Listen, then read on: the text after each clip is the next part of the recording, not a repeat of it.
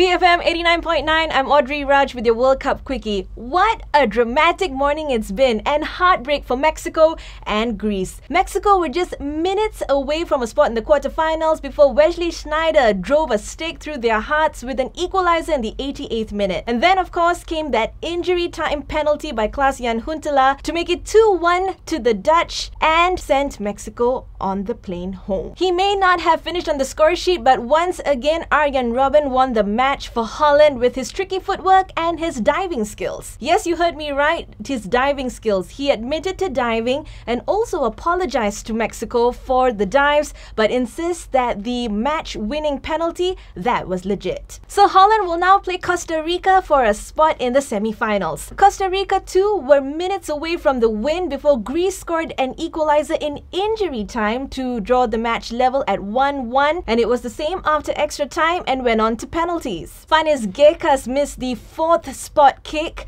and it was Mikel Umanya who converted that final fifth spot kick for Costa Rica to take them through to the last 8. We're hoping for more excitement tonight as second round clashes continue. Nigeria take on France in the early match at midnight before Germany play Algeria at 4 a.m. Let's hope for more drama and maybe more penalties. We'll see. But for now, here's Sharaad Kuttan. Thank you so much, Audrey, for that quick outline of the World Cup. Well, it's back to the morning headlines, and the first thing we have is Berita Harian. There you have it, folks. Pondok Extreme. What is that a reference to? To religious schools that apparently are disseminating these ideas about the world that are leading young men to take to foreign wars as jihadis.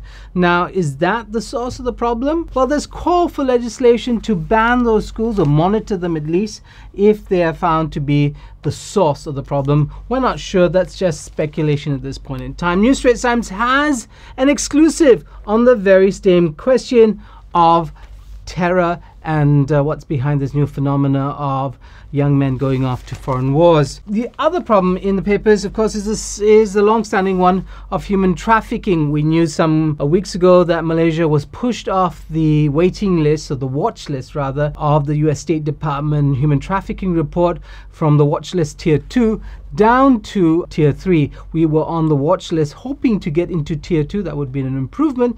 We were given 2 waivers. 4 years passed. We didn't do enough. We didn't prosecute enough people, and that's what this story is. 600 cases of human trafficking and only 9 convictions. 9 out of 600. That's dismal. That's even more than dismal. That's like less than 2% dismal. We also don't deal with victims very well.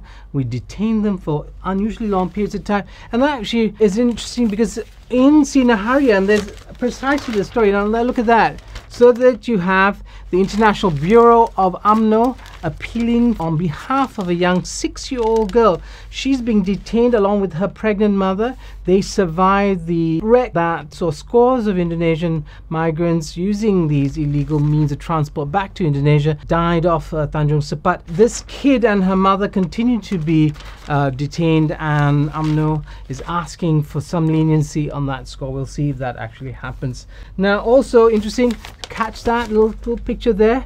The Prime Minister, head of UMNO, and Hadi Awang in IJN. He's head of PAS. That story played big on the front pages of Utusan. So Utusan there has it. Very, very mesra. There it is, the 2 men looking like they're having a nice chat. He, of course, Hadi Awang from PAS, is not so well. And not so well is also the state of our police. Accusations that they're involved in corruption and over illegal gaming dens. Now, is there any good news in the papers this morning? Perhaps. There you have it. The Sun. Water relief for those 700,000 households that were suffering last week.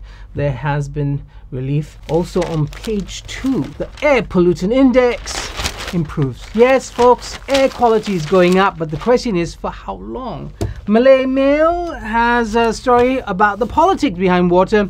That's always dismal. Our politics is so dismal. But let's focus on the nice things. A beautiful picture there of the first buka puasa, the breaking of fast on the first day of Ramadan yesterday. Look at that picture. Look at that little boys with turbans. Turbans, I tell you. Nice story. And finally, Harian Metro.